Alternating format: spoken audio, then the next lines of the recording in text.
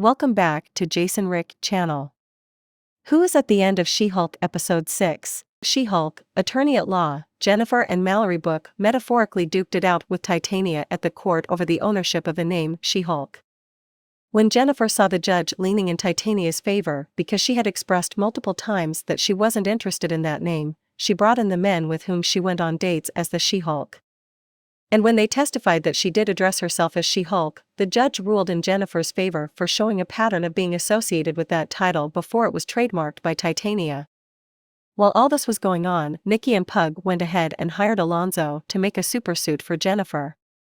The episode ended with the teaser that Alonzo is the one who has made Daredevil's new suit. Jennifer attends her childhood friend's wedding. If you were expecting Daredevil to show up in this week's episode, just Jen, then I'm sorry to let you know that he doesn't. At this point, I am pretty sure the writers of She-Hulk and Marvel have shoved Daredevil in here just to generate some amount of interest because the show itself isn't interesting enough.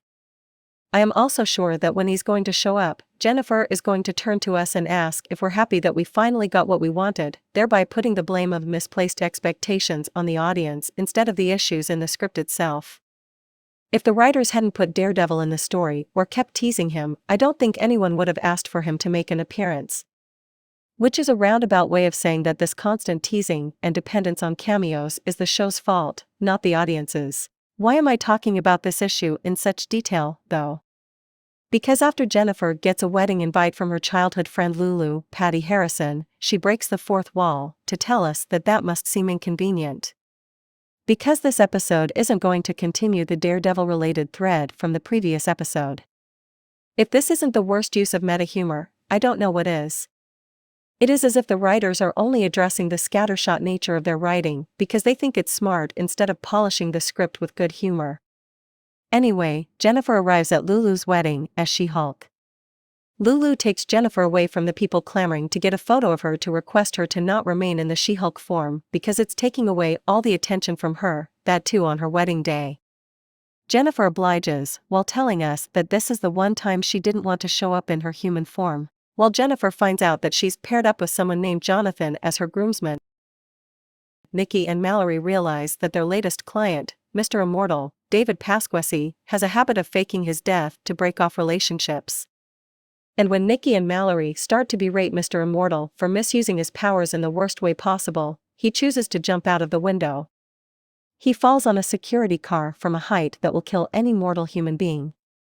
But since he's incapable of dying, he casually walks away. Nikki does a good job of handling Mr. Immortal's divorce cases.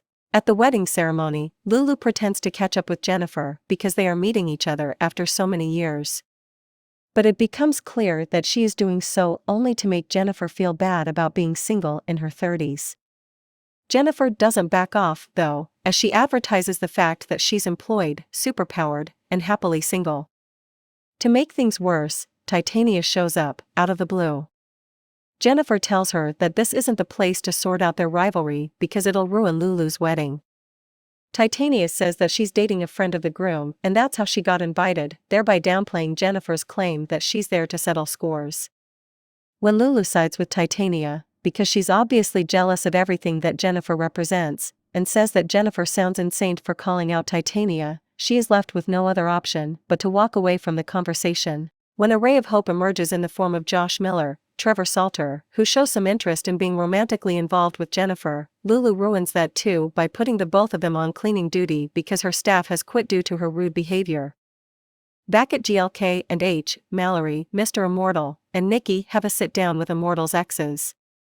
Mallory and Nikki find out that Immortal has not only faked his multiple deaths, but also assumed various identities to go from one relationship to another. So, Mallory lets him know that he's going to pay for it.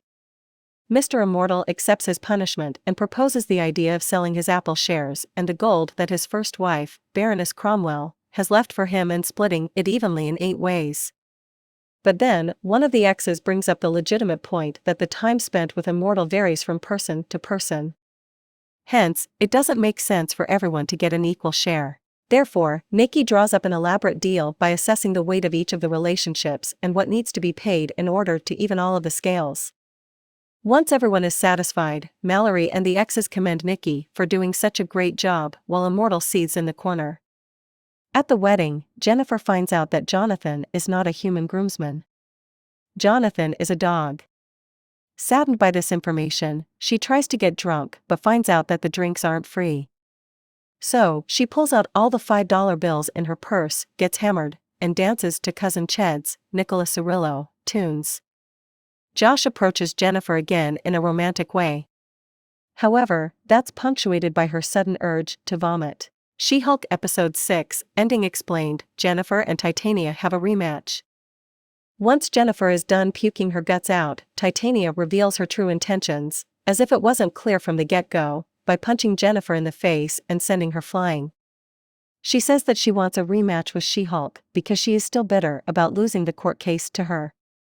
Jennifer reiterates that she is not going to transform because it'll ruin the wedding. When Titania says that Jennifer doesn't deserve the powers she has, she turns into the She-Hulk to teach Titania yet another lesson, and that leads to one of the worst fights in the history of the Marvel Cinematic Universe. Look, the CGI hasn't been good in any shape or form. And the blame solely rests on everyone but the CGI artists, because we've all seen the reports on how they are overworked and underpaid. But this whole sequence concretely shows that Marvel Studios really needs to restructure how they make movies and shows. Also, to be honest, the CGI isn't the worst thing about this scene. The fight choreography and editing are worse. The episode concludes with Titania running away after getting defeated by She-Hulk. Nikki and Mallory find out about a website that's dedicated to trolling She-Hulk, with some planning to even kill her. Although Mallory tells Nikki to not relay this information to Jennifer because it's going to add to all the tension that's already in her head, Nikki leaves a message about all the trolling and death threats. Jennifer doesn't get that message instantly, though, because she's busy having fries with Josh. Also, it's revealed that someone is monitoring her from a laboratory while preparing to inject her with a new kind of syringe that'll probably break through her skin even when she's in her She-Hulk form. During the credits, we see Polaroids from Lulu's wedding, Titania getting her teeth fixed, which were damaged during the fight, and Nikki and Mallory overseeing one of Immortal's punishments. And the realization starts to set in like it does every other week, that Marvel is ruining not only feature films but TV shows as well.